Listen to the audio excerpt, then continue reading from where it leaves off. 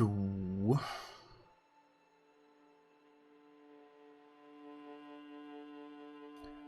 Schauen wir uns weiter um.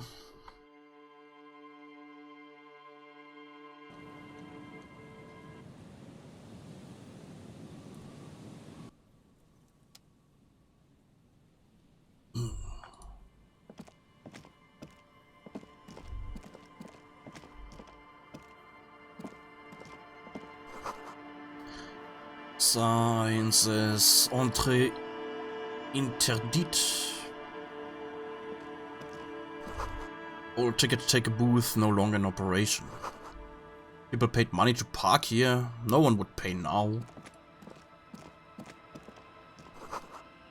Ancient paint is peeling off the roof of this shaded bench covered in rust.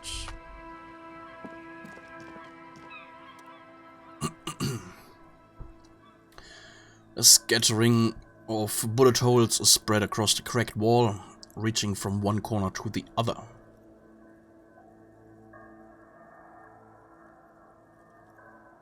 Even more bullet holes. Something has definitely happened here. The density and spread of these bullet holes is surprising. This takes a lot of bullets. Fully automatic rifle fire.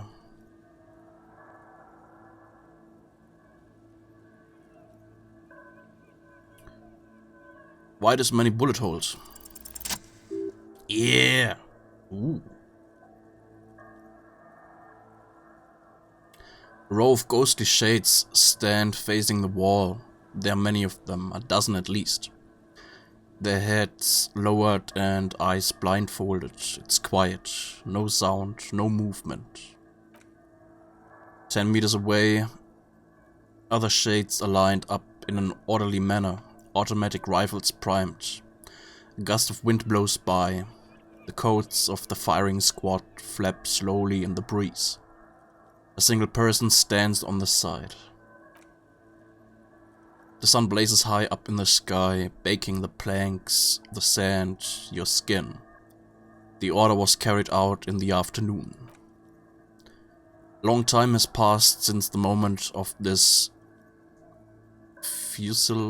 fusilating. Rain and brine have since washed all the blood away. Not a trace remains. What is this? The abundance of bullet holes leads to two options. Either an inordinate amount of executions were performed here, or they did not use a conscience round, where only one soldier has the loaded rifle. Looks like this was a mass execution with everyone fully armed.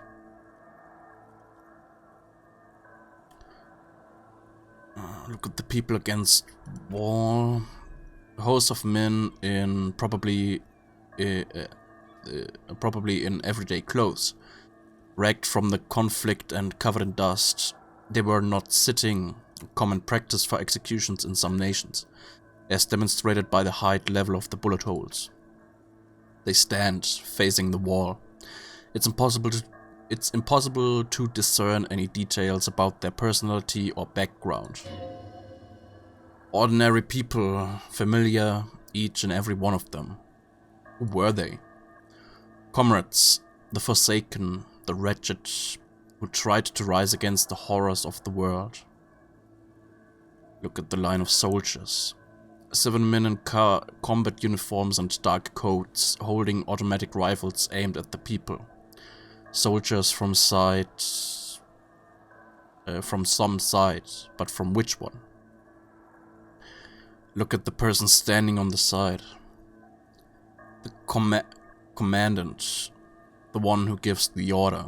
Machine gun fire crackling through the air, the lights of the muzzle flashes dancing on his face.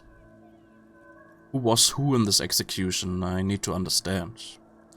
I'm just a representation of your mental faculties, piecing together any available information. You should probably ask the lieutenant. Cold sea wind blows away the figures.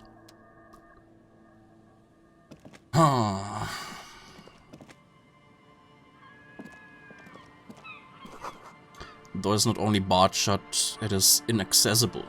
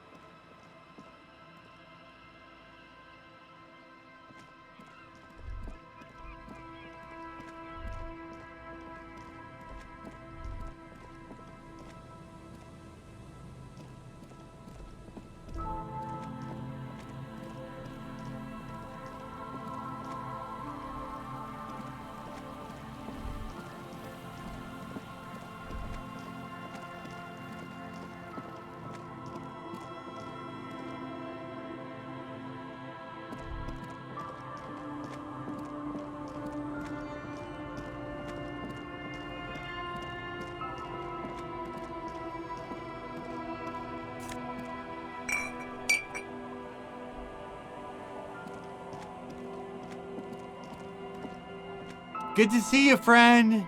Do I have deals set up for you, buddy boy?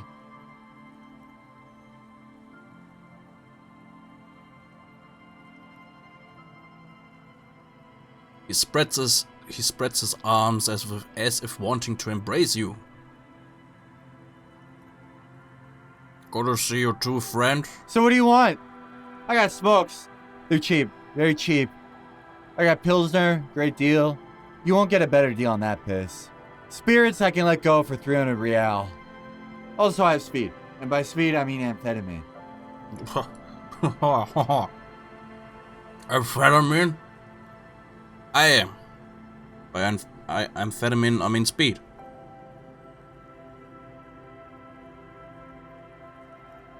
I thought by speed you meant amphetamine. Ah, is what I said. Right, got it. You're good, my man. He takes a chug from his beer bottle. Now what can I offer you?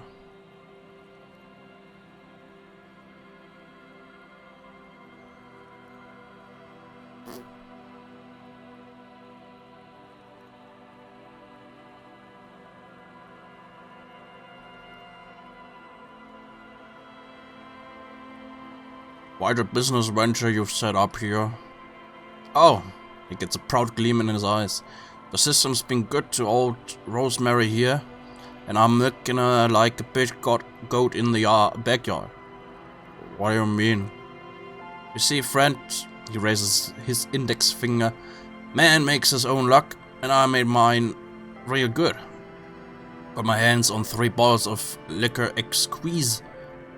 Sold 2 of the fellows around here and immediately invested the profit. Bought cigarettes, bought beer, even bought a bit of speed. And look at me now, I got everyone on my hook. Spreads his arms and smiles a crooked, toothless smile.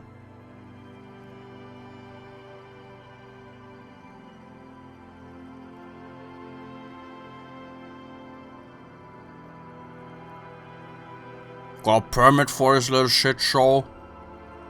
Permit? He's not really listening. Who gives a shit? Wanna buy something? Grease the wheels, boy. Why does a bottle of spirits cost 300 real?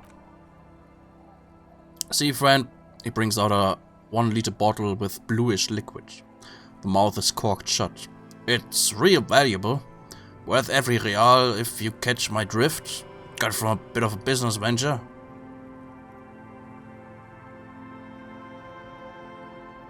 Let him speak. No, it's funny actually.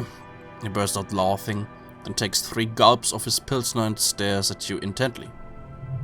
He's finding it difficult to focus his watery gaze. Waters. What?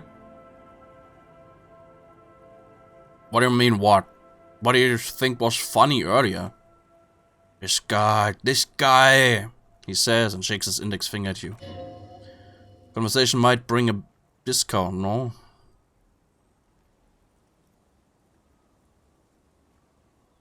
Where did you get the bottle of spirits from? Ah, this is medicinal spirits. The good stuff. Got it from the doctor's office. Got one of those scientific ampoules a few months ago. Torpedo, they call it. It's supposed to keep a man from taking a drink. Spits a nasty yellow clot on the ground before you. Didn't stop me for shit, that's for sure. His voice rings with pride. 5 lemons with half a peck of butter and you're good to go. It's a good tip. I should remember it. Well, it really isn't, he croaks. In a week, the goddamn kidneys started giving me all kinds of hell. Finally, the missus took me to a private doctor's office, not a charity, a real thing. Those assholes. Gets visibly angry. Those assholes charged me 4 real to remove the damn thing, but I came out on top after all.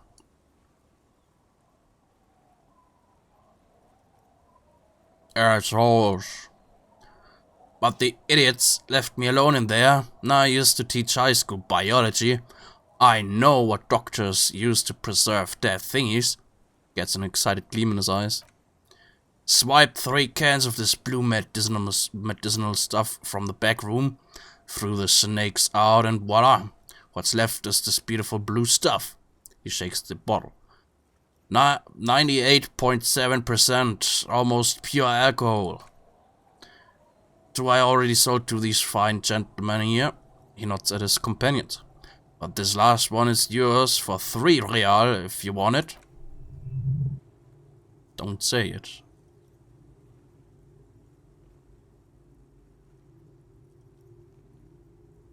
Okay. I think it will prove useful, yes. 3 real and it's yours, friend. The deal of a lifetime. Well done, you got it.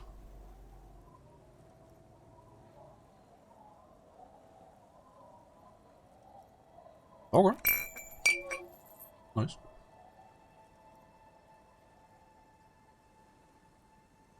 So, was war Amphetamin? I didn't think you heard her. You didn't. I think you didn't hear me when I said I'm a police officer. Shut it, buddy boy. Taps the side of his nose. That's why I said amphetamine. I mean speed. I mean amphetamine. I got both. Oh. Okay, I'm off.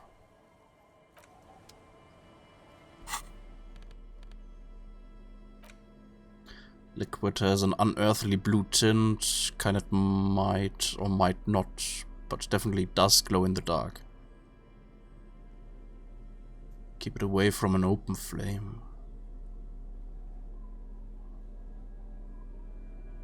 Mal gucken, was ich damit machen kann. Danke, Begal. Grumbles an unshaven man with a ruddy nose. He narrows his eyes at you as if in recognition, then turns his head away. The noxious odor emanating from the drunken man is strong and familiar. Don't you call her, you hear? Don't call her, Abigail. Who is Abigail? Oh, Abigail. Don't you fucking call Abigail. Abigail is his wife or girlfriend. Chances are she's gone. Calling her wouldn't make it any better or worse. Why shouldn't I call Abigail? He snorts and beckons you to lean in closer. Okay, lean in. His breath smells harsh like a toxic swamp as he whispers to you. Don't call Abigail. Don't call Abigail. He then waves his hand as if shooing you away. Who are you? What's your name? His eyes move around erratically, the look in them hazy and unfocused. Don't call Abigail, he says. Where am I? What is this place? Man hiccups, then mumbles something unintelligible. Hey, I'm on an important official investigation. I demand you answer my questions. Drunk man starts coughing, a really disgusting hacking cough. Tell me about your friends. Glares at you. Don't you fucking call her, hear me? His voice trembles with every word, becoming ever weaker. Abigail. He whimpers in the end. Don't. Man stammers. Don't call. Slowly his head nods off to the side and he passes out, tongue dangling from his mouth.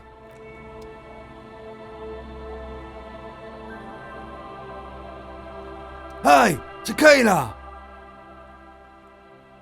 30-something man clad in a two-piece lycra tracksuit puts down his pilsner and extends his hand in greeting. Good to see ya. How's business? How's the old reality situation treating ya? Woher weiß der davon? Shake his hand. So what's happening?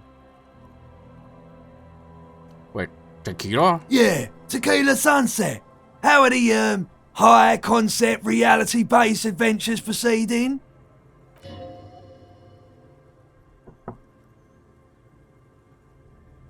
Good. These people know your true name. Looks like it has preceded you, Mr. Sunset. More on that later. What, wie Mr. Sunset? Nein, ich bin immer noch Mr. Cousteau.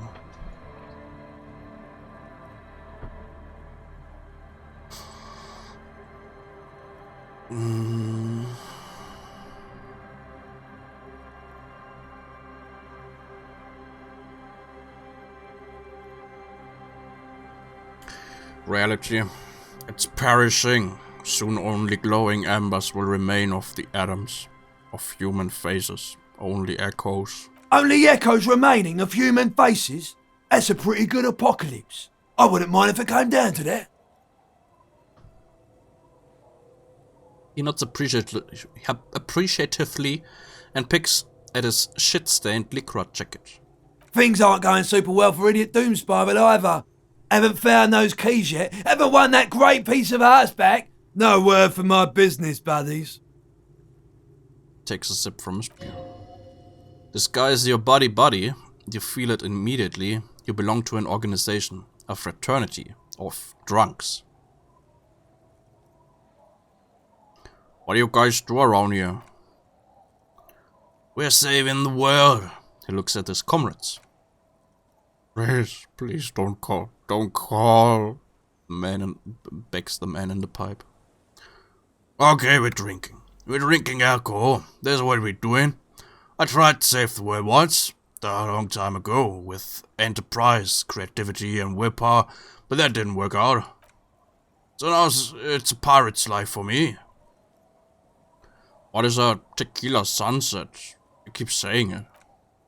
It's you? You're Tequila Sunset? How do you know this? We've met before, don't you remember? Maybe. He takes a sip from his beer. You look like you want to know how Tequila Sunset came to be. You look like you want to hear the tale.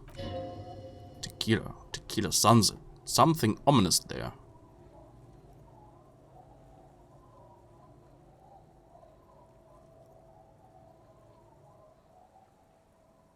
Go ahead. Let me take a sip to moisten up my chords. Takes a big sip, then begins. Tequila Sunset rolled into Martinez last Friday, and by Tequila Sunset I mean you, the man, the myth. Was I alone? Let's not jump ahead of ourselves. This is your story. Stop interrupting. Takes another sip, then continues. You got here on Friday to solve a case, hoping to be the early bird who gets the worm. And by the worm I mean the boss, because as far as I know, all you did was get pissed drunk.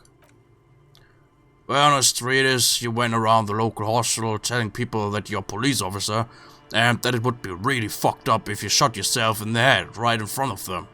That's pretty high concept if you ask me.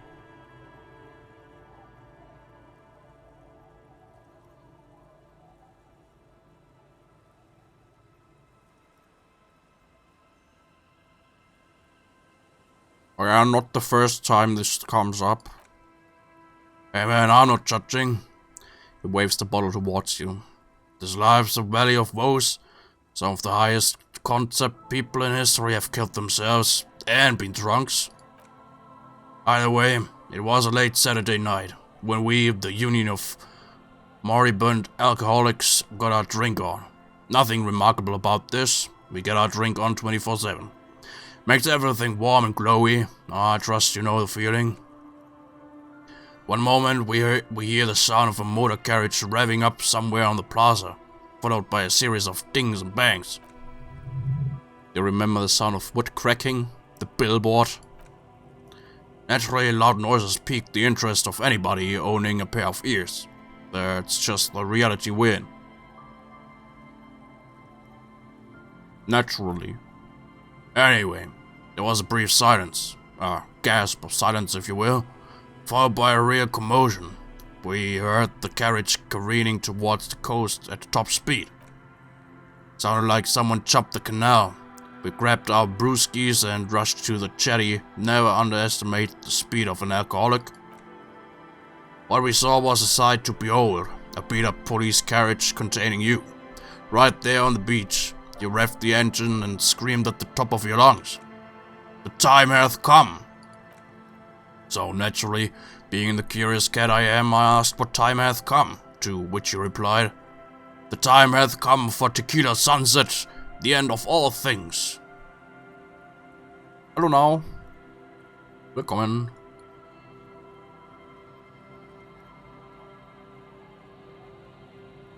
Every word I said was true. Tequila sunset will break the looms of reality. Yeah, looms, why not? Then it jammed the pedal and plowed right off the jetty and through the ice. We ran towards the ice whilst you crawled your way out, miraculously unhurt. Covered in seaweed and shit, like some kind of sea monster. When we finally got there, you were sitting on the beach crying. You said that your badge and uniform were in the car. It was too late to get in there, though. The carriage had sunk too deep. Recognizing a brother in need, we offered our condolences and invited you to party with us, which you naturally agreed to. We asked about the whole tequila sunset thing, and you told us it was your name now, and insisted that we all call you that from then on.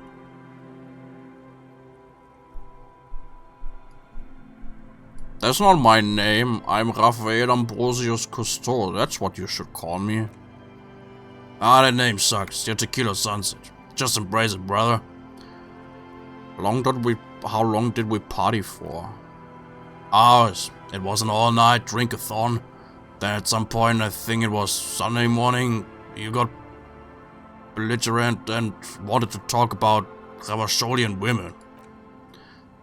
How they're beautiful and also whores and so on. How one of them fucked you real bad. After a short while, you crossed the event horizon, looked down, got up, and left without saying anything. Now that's a story. It was the greatest thing this fishing village has seen since Rosemary tried to use a crab to open his beer. That were classic too.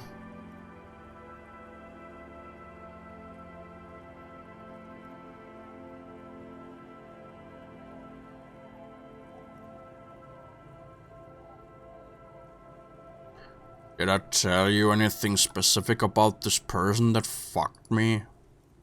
We were pretty vague about it, but he kept saying you got fucked real hard and that we've all been fucked too. Please don't open the door. No one's fucked me. I do the fucking around here.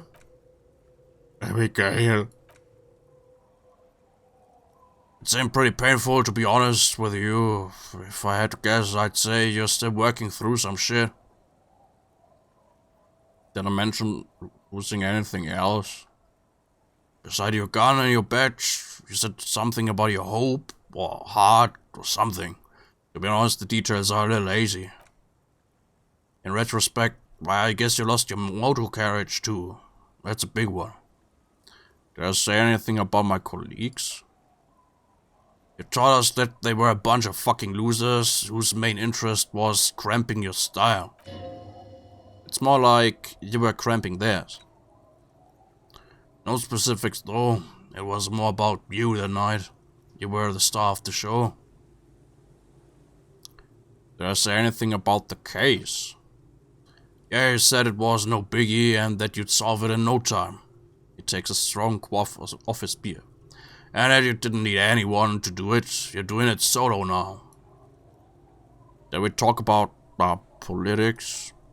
Yeah, you kept talking about how the coal mine owners were fucking us all over, just like that woman fucked you. I didn't agree with you, by the way. The spectral hand of the market makes sure everyone gets exactly what they deserve. Takes a long sip of beer. Did you get a read on what kind of cop I was? I kept calling myself a goddamn superstar who'd cleared 501 cases. As you've already determined, the actual number is just over 200. But what's a little embellishment between friends? No thanks to the squares at the precinct, as you put it. I don't need to hear anymore. It's a hard thing for a man to confront his past. That's why I avoid mine at all costs. You seem like you're characterized by your storytelling ability. Wanna tell me another one sometime? Whoop-de-doo. So now I'm a fucking storyteller, he says, slapping his knee. Right, why not? Better than a beach bum.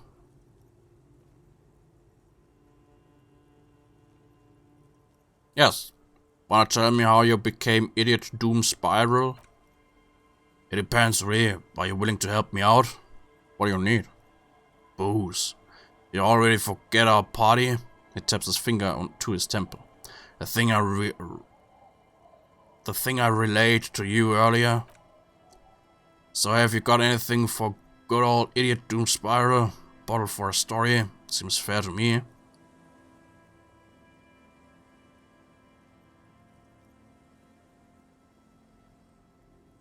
I've got this blue medicinal spirit. How about that? He raises his palm as if to shun you back to wherever you came from. No. Contrary to popular belief, I enjoy being alive. Yeah, I've got a potent pilsner. Not much, but it will do. He grabs the bottle from your hand and uncorks it immediately. Before he can start, one of the other bumps interjects. Hey, Spider Boy, you gonna share that? Gurgles the near comatose man. Shut up, guys, I'm telling a story here. Turns to you. Something happened to you, something happened to me too. My actual name is George, but around here, you already know. I was once a reasonably high net worth individual. A founder/junior partner at a high concept creative services agency. When my story begins, I had just landed a major contract with an insurance firm. Or one. I used the profits from my agency to finance what I called cultural incubator. Abstract value generation. Value per person. High concept stuff. I developed the paradigm. Worked within the paradigm. But the burden of leadership weighed heavily on me, so I went jogging every so often to keep myself sane. Did the jogging help? It did, with my trusty Zanzarik tracksuit. I felt like I could conquer the world. But now dreams are worn thin, much like my tracksuit. He says, thoughtfully brushing dust off his shit-stained pants. What happened? One day I left on my evening run. As you may know, it's impossible to clear your head when you're distracted by the sound of keys jangling in your pockets. Shakes the bottle and makes a ringing sound. His eyes are clouded, his dilated blood vessels encircling his irises like stinging brambles. So I removed the key ring and put the keys for the front gate and the apartment into different pockets. To stop the jangling, you see. At least that was the plan. I was halfway done with my usual lap when it started to rain. The reality situation became very wet, very quickly. How wet are we talking exactly?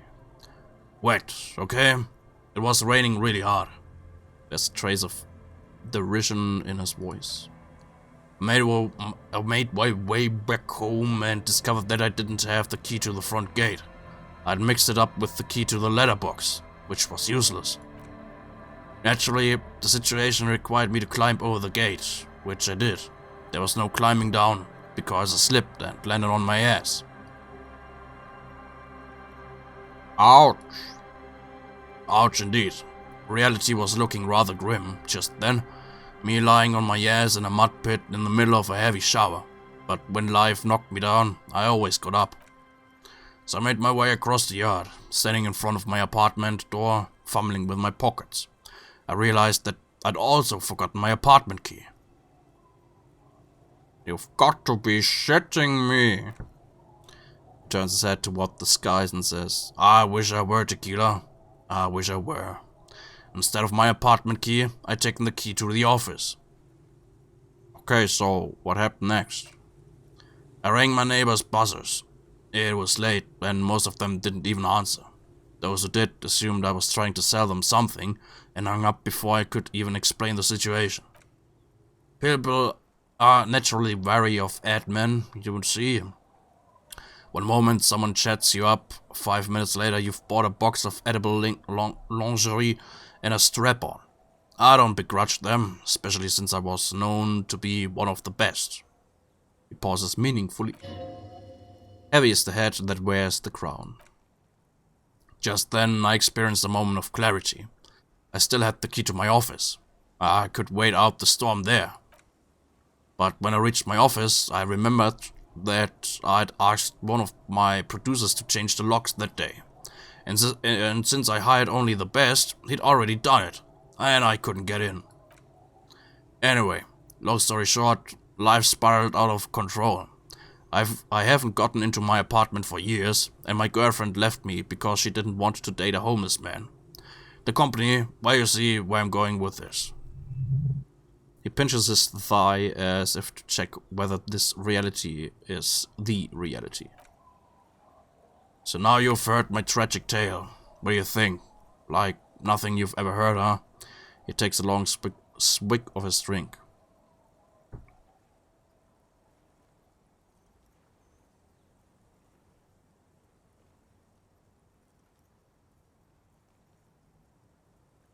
Why is that it? I feel like there are some steps missing. Tequila, I thought about this series of events for a long time. If there was anything else to it, I would have thought of it by now. I've only been a hobo cop for a few days now, but it doesn't seem so bad. The hobo lifestyle definitely has some perks. Not having to pay rent, first and foremost. Not being responsible for 20 other people is nice too. But that charm wears off pretty quickly. Before you know it, you're wearing a shit-stained tracksuit and spending your days picking tear.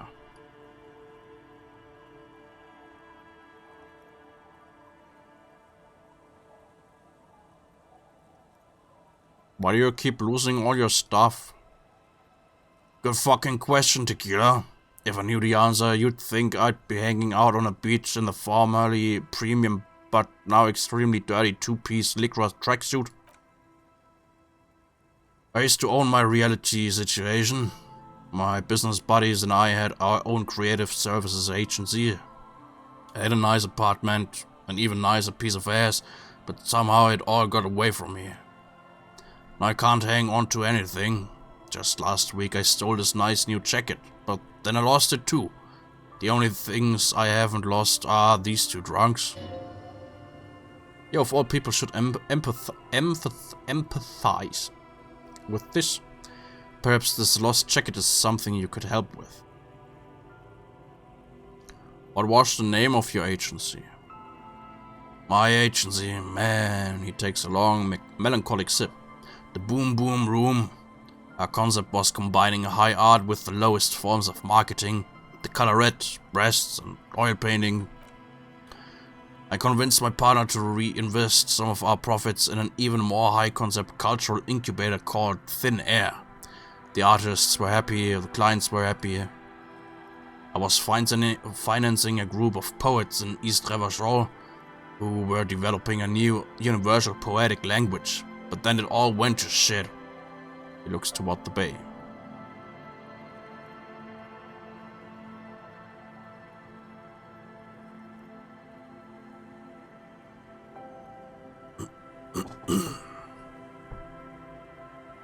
Man, Mixing high and low, commodifying culture, that is extremely my shit.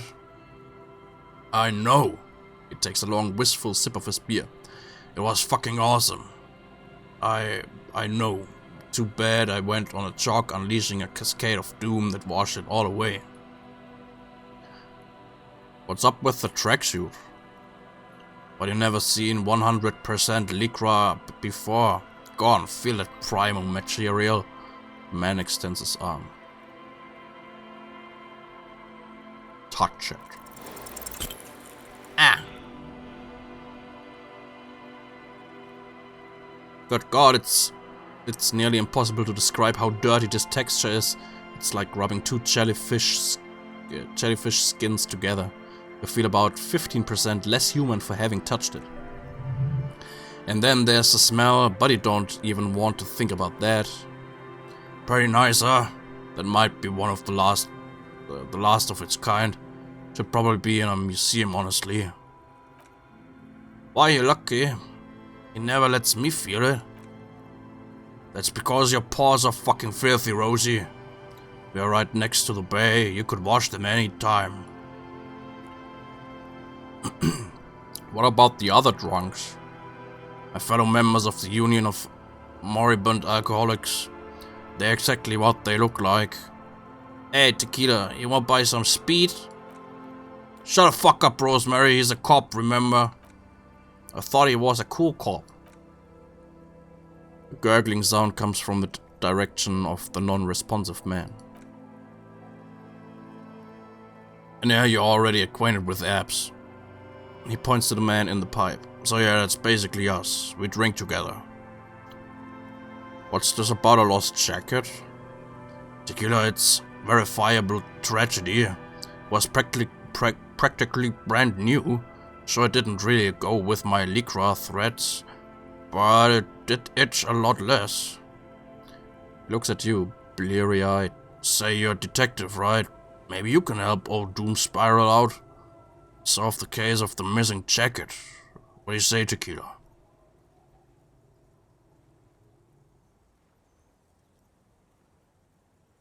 I already found a filthy jacket near the boardwalk. Holy shit, Tequila, how did you? Never mind, I don't care, just let me see the jacket.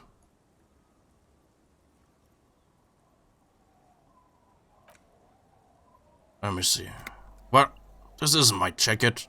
My jacket was beautiful. This is fucking filthy. What am I supposed to do with this?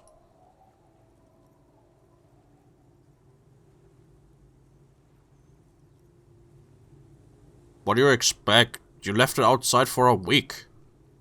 I'm not taking a disgusting pile of hobo rags. I may be in an irrecoverably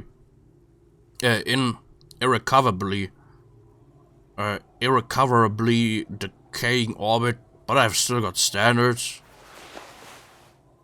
He hands it to you. Either bring it back the way it was before, or find a dumpster to burn it in. Underneath the accumulated filth, the jacket itself appears to be stain resistant. Maybe it just needs a good scrubbing. Have you got any more stories? I do, but as you can see, my fuel tank is running quite low. If you catch my drift. He spins the bottle in his hand. Not a single drop of liquor remains. I got a special strike brew the Union uses. Interesting. He grabs a thermal cup and shakes it. This is what they use to keep the working men going. The tale I'm about to tell you is an urban legend particular to Martinez. He lifts the bottle to his lips and takes a long, luxuriant sip. That said, I first heard it from a former bicycle courier in Courant. There are many variants on the basic story, and the details often conflict. What everyone agrees on is that nobody knows the exact nature or identity of the phenomenon. Telling the story of the headless... Shut the fuck up, Rosemary! Clears his throat. Summer 44. 17-year-old Gertrude Head is walking home from a late shift at the Arbor. It's almost midnight.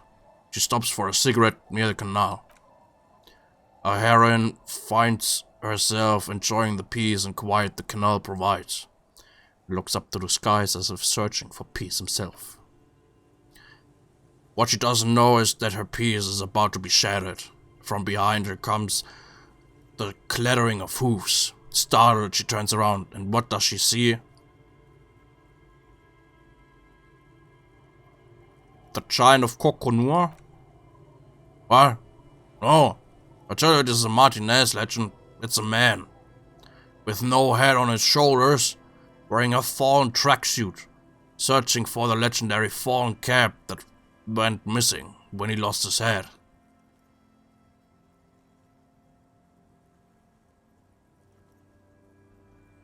Where I thought the headless fallen rider rode a bull. Well, there are many versions of the story, the most peculiar of which has the headless fallen rider riding on the back of another headless man. That's super spooky. Yeah. According to legend, young Gertrude had to endure years of psychotherapy before she was able to look at a horse or tracksuit again. And she's one of the lucky ones. He takes a sip from his bottle. Gertrude may have been the first to witness the headless fallen rider, but she wasn't the last. Oh no. Tell about the two feminists by the locks. Fuck, Rosemary, they were dating. No one said they were feminists. Everyone always misremembering his stuff. Right. Early autumn of 46. Ulla de Ponte and Eva Delgado are fishing near the waterlock, long after the sun is set. The wind picks up, the sky already dark now blackens. Water starts falling from above, first cold rain of the season. The women are caught in the downpour. They act quickly. Eva gathers the rods, whilst Ulla turns around to reach for the jacket box. Don't turn around. Don't turn around! When she sees something, her shriek is so violent that the residents of the nearby apartment building believe lightning has struck. But there is no lightning, only a heavy downpour and the silhouette of the headless fallen rider looming on the horizon.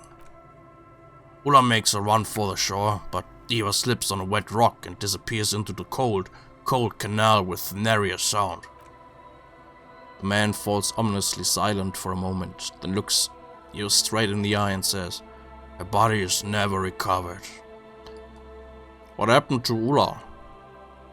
Well, on his street is that she, he makes a finger pistol with his right hand and lifts it up to his chin. Gave herself facial deconstruction surgery. Real grisly stuff. Anyway, that's the story of the headless fallen rider. Pretty crazy, huh?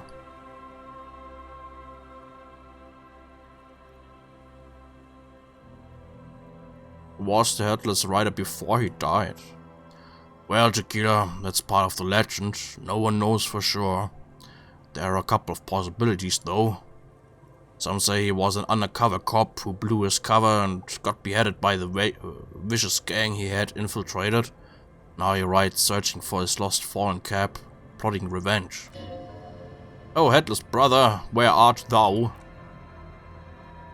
Others claim he was a professional jockey who veered off course during a steeplechase, ended up in somebody's backyard and got decapitated by an exceptionally taut clothesline. Personally, I think he was just some guy who hanged himself from a really tall tree and the fall was so violent that his head came clean off. Coincidentally, at that exact moment, a horse happened to pass under him and his beheaded corpse mounted it, where it remains to this day. But then, no one really knows. For some reason, this does strike you as the most plausible theory of them all.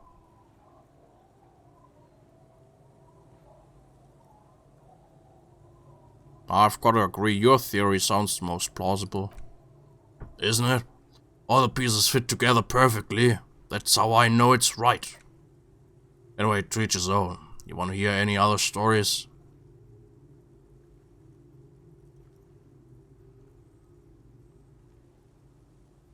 I've already seen... That's nothing, I got an even crazier story. Yeah? Why don't you go eat shit, Tequila?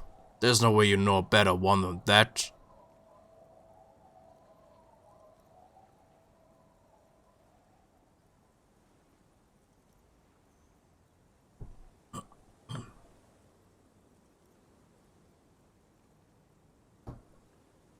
There's a kind green ape. It's very kind and green. They always try to pick the lamest option possible. Come on, Tequila.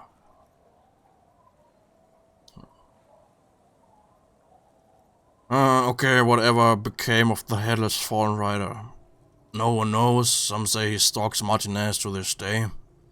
And can be seen near the canal when the clock strikes midnight. Makes a spooky gesture with his free hand.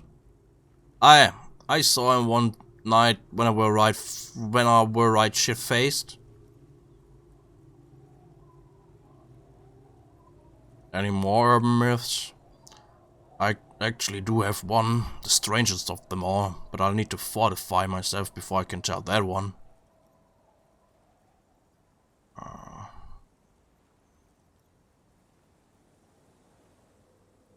Noch ein Pilsner. Okay. This last one is the most Martinez story I've ever heard. He takes an almost comically long swig, thus fortified. He continues. I've never heard it mentioned outside of here. At first I thought it was a joke, to be honest, but I've been on the coast 8-9 months now, and in that time I've seen at least 3 expeditions come through, searching for something. Cryptids? Magic animals? No ma'am, this is serious stuff. Place to call home? No, Tequila, most people already know where they live. It's guys like you and me that are the exceptions. Your lost keys? Hey, fuck you, Tequila. Okay, what kind of expedition? All kinds. I've seen archaeologists, gangsters, even a bunch of ad agency types. I'm telling you, Tequila, this thing's got a pull on certain kinds of people. Well, what do you mean, certain kinds of people? You know, obsessive types. People with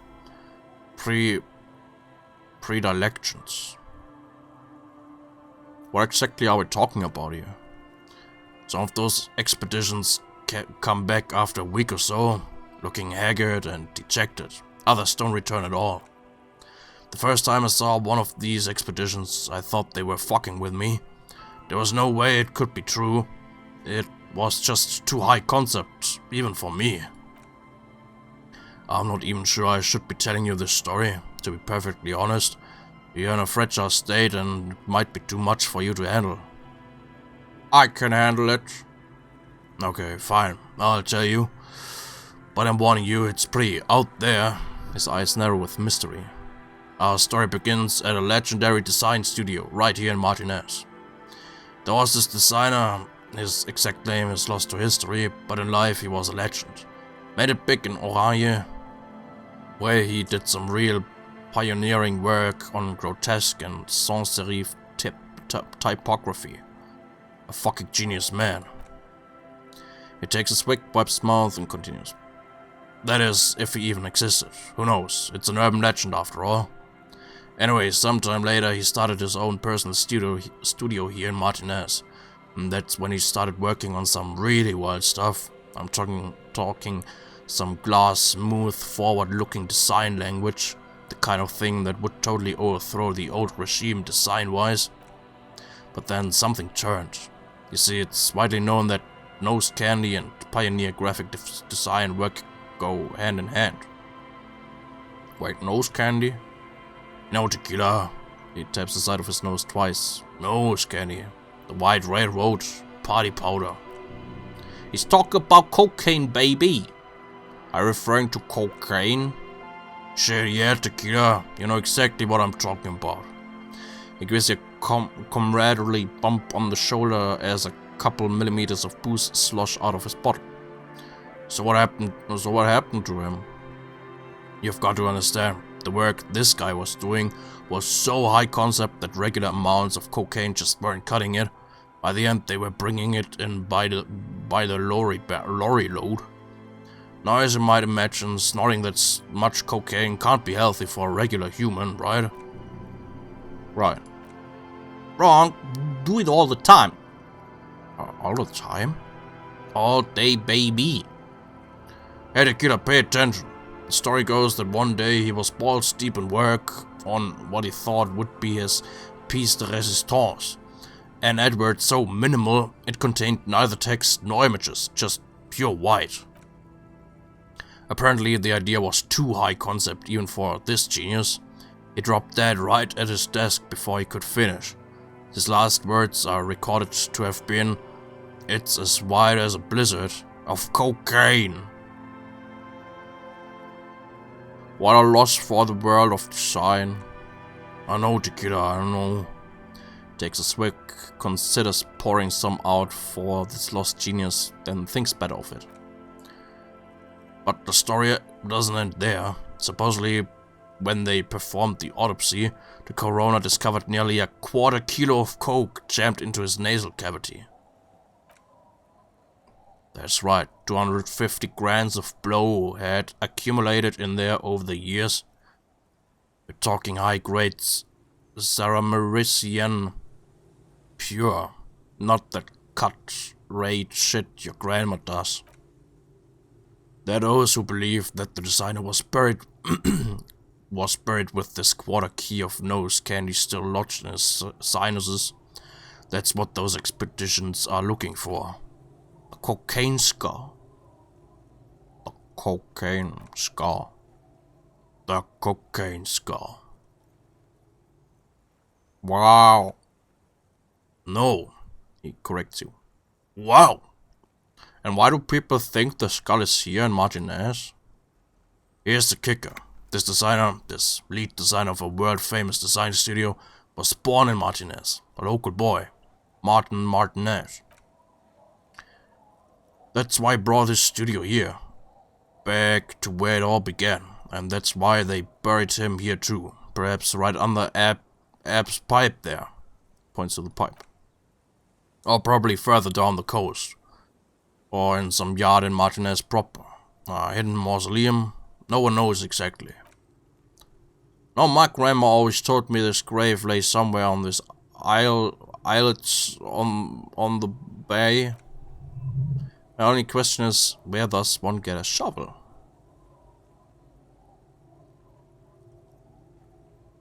What do these expeditions plan to do with it? The archaeologists say they want to put it in a museum. The gangsters say they want to sell it on the black market. And the ad agency guys say they're seeking inspiration. Bullshit, they just want to snort it.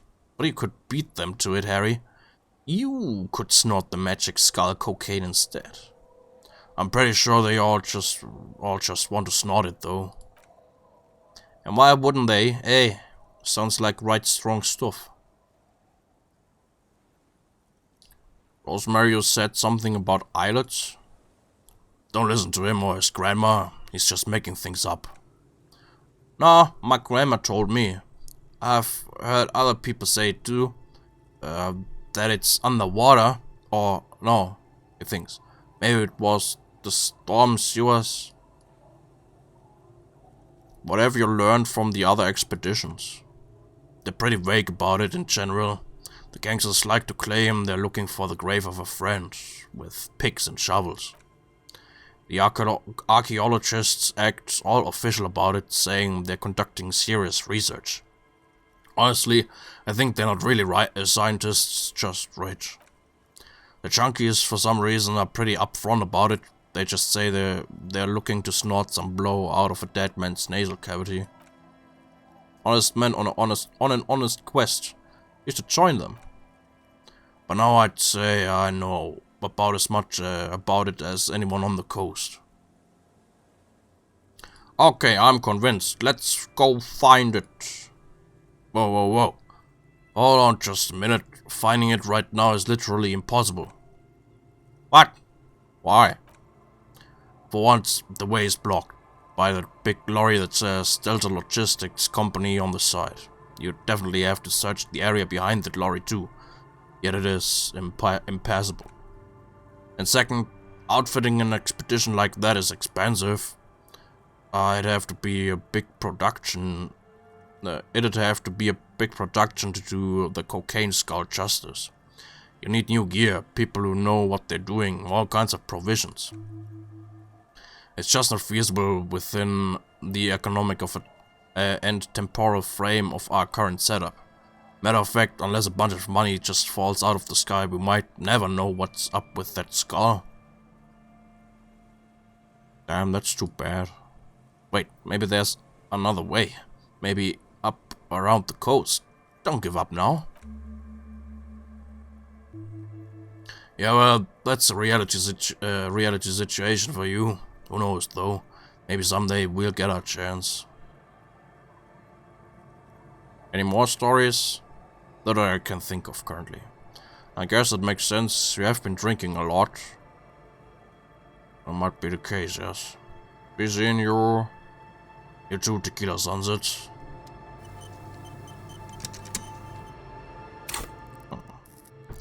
Okay.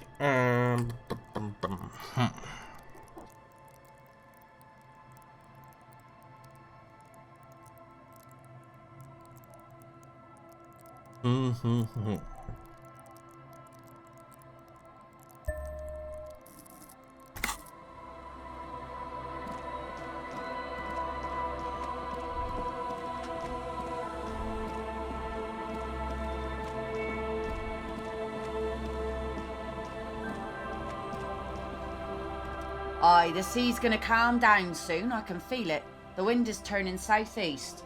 What's on your mind, officer? Don't know a good spot yet. Ah!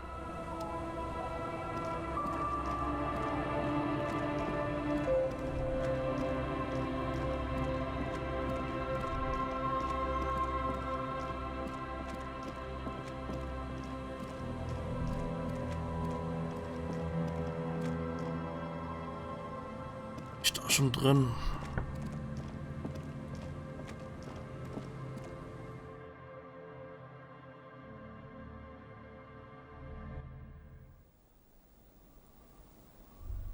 Ja.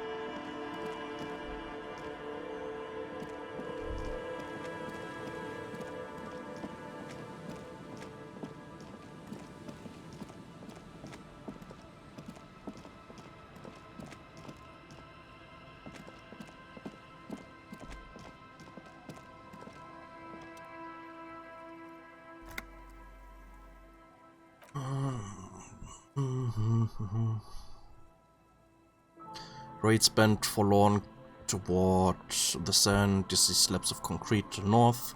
In the east, the city center hums to you. Constant distant song, louder on this part of the coast, nearer somehow, and there's that cold again, always the cold. Reach for the trap. This trap is also full of panicked locusts, no sign of any cryptozoological beast inside. Man, it's only doing this alone. The wind seems to howl in a strange manner.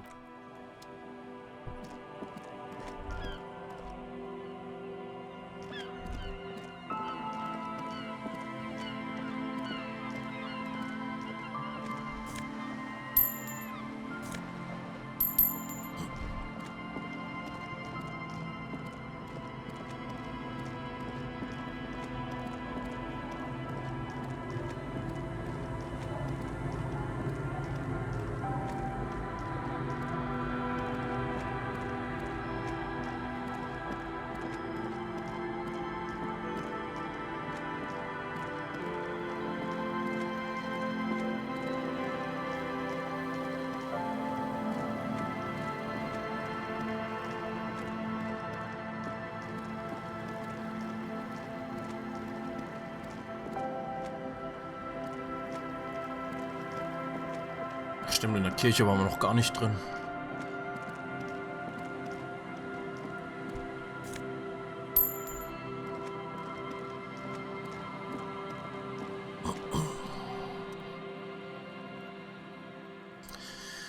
Heavy wooden doors, more than twice your height, stand shut in front of you. The rectangular C1 ornamentation appears in stark contrast to the padlock carelessly drilled into the wood. Rattle the doors. Nothing happens, only the sound of the padlock rattling against the door. Inspect the carpentry.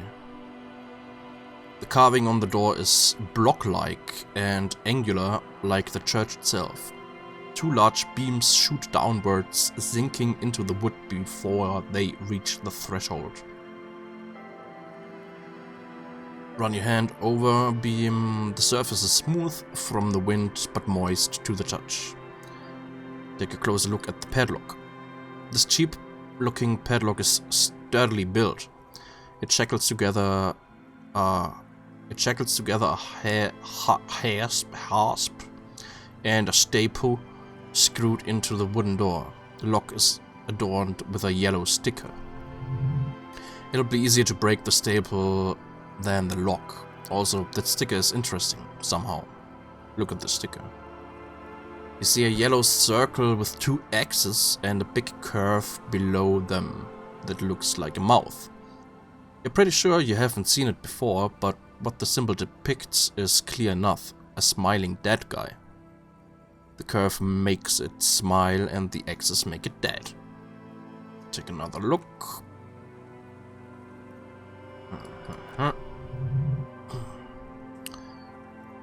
Inspect the staple. Padlock passes through a staple that's been hastily attached to the wood. Close inspection reveals that one of the screws is not a screw at all, but a nail. The work has been done recently and is unprofessional, to say the least. Try to peel off the sticker without ripping it. Nice. There's nothing like the sound of a sticker unpeeling. Now it's stuck to your thumb.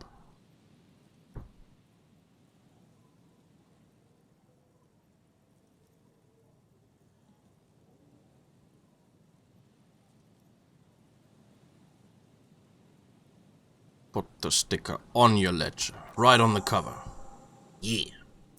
Well, that looks very modern.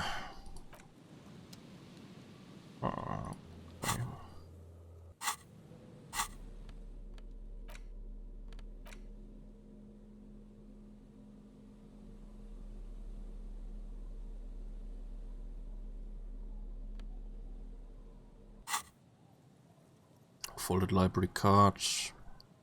Library card is folded into two and still slightly wet to the touch.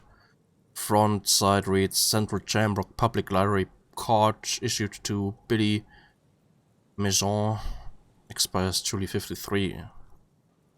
Look inside. Whoever owns this card is an avid reader. You find a list of books written in blue pencil. Radio thriller, Stand a Little Less Between Me and the Sun. The last one in the list is The Glinting Curve by M. Thibault. A library stamp indicates that the book has been returned. Most of these titles seem to be in the sci-fi genre. Some thrillers too. Look at the backside. If lost, please return the card to the library, blah blah blah blah blah, or visit us at Mero Street 78 Jamrock. Business hours 9 to 18. Okay.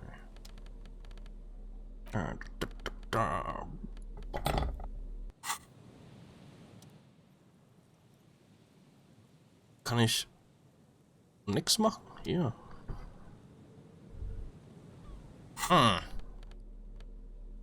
Okay.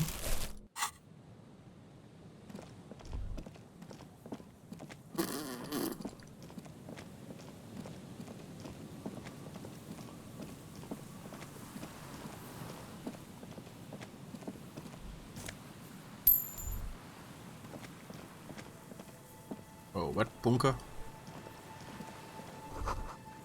Rusty gear used to turn the whole machine.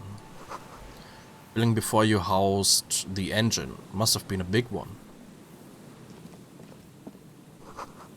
Chain trails off into the ocean to who knows where.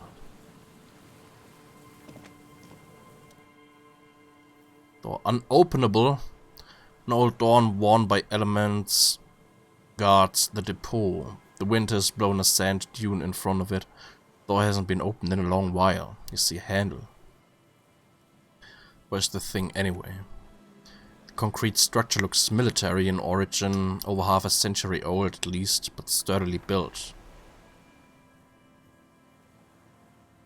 20.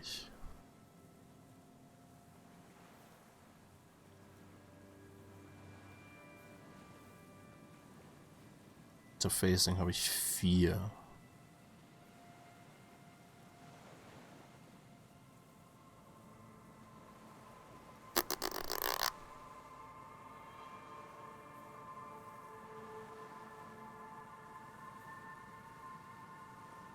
Ja, eine bessere Chance werde ich wahrscheinlich eh nie haben. Ja. You rattle the handle a bit, then push on the door with all your weight. It does not budge. Not only is it locked, it's also jammed shut. I wonder what's inside. How can I get in there? You can't. This door cannot be opened. Ever. Was? Walk away. Oh, hab ich was? Will wissen, was da drin ist. Barrel has been recently discarded. It still smells of fuel oil.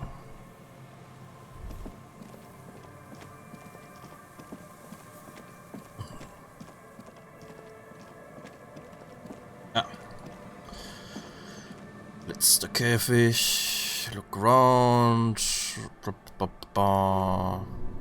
Wind picks up here near the Cape's End, surrounding the narrow strip of land from 3 cardinal directions. It's cold for this time of year. Reach for the trap. Nothing but locusts in this trap as well. Definitely no cryptozoological monstrosity. Oh.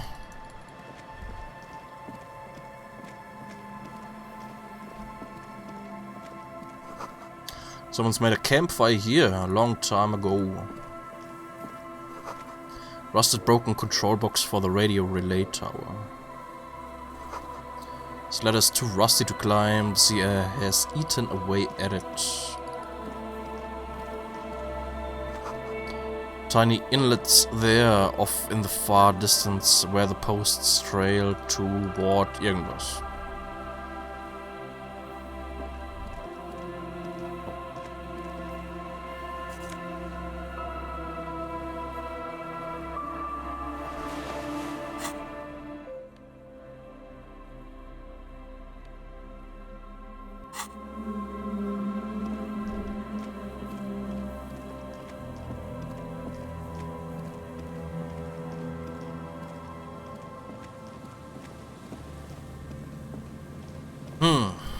Okay.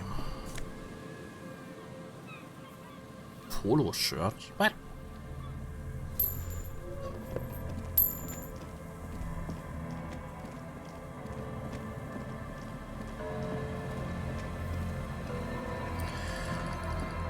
Ja,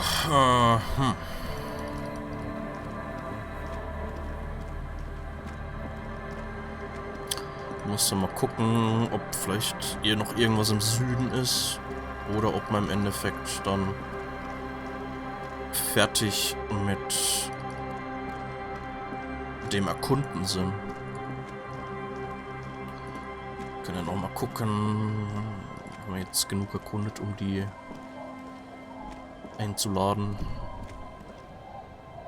Aye, the sea's gonna calm down soon. I can feel it. The wind is turning southeast. What's on your mind, officer?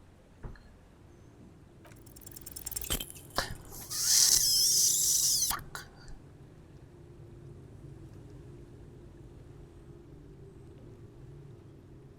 I like you, but I'm afraid to be around you because you're a woman. Okay. Where is this going? I need to be drunk. You do too. Please get drunk with me on a drunk date. absurdly and pointedly phrased. She doesn't laugh. You can be quite funny, officer. Anyway, what did you want? Okay, dann beim nächsten Mal. Einmal aufleveln. Und dann haben wir's.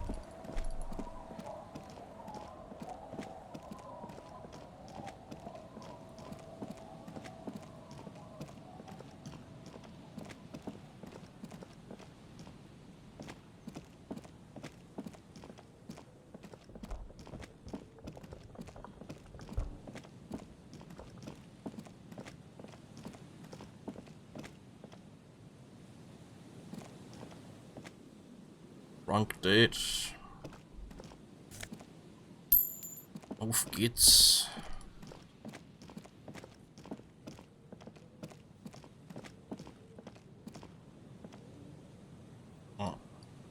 Ach, komme ich da gar nicht hin. Auf die Straße. Wenn dem so ist, dann sind wir wahrscheinlich tatsächlich fertig mit der Kunden.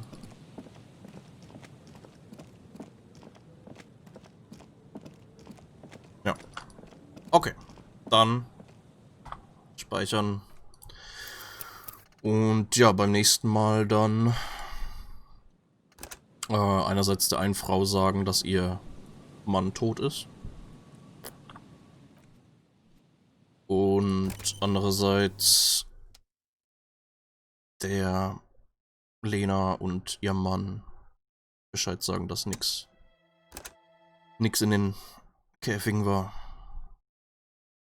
Und ja, ansonsten halt, ja, mal gucken. Mal gucken, was wir sonst noch so machen. Im schlimmsten Fall warten, bis Kim wieder zurück ist. Und ja, schauen wir mal.